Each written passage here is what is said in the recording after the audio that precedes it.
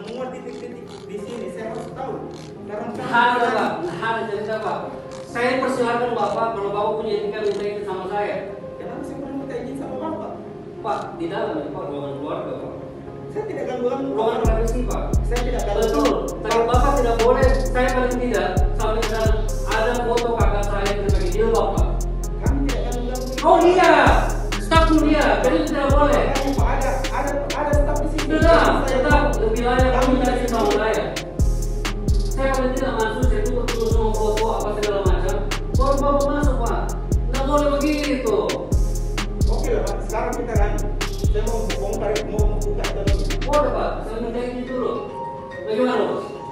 Iya. Asam. Oh, lihat kamu deh. Tidak dilihat. Saya tidak tahu.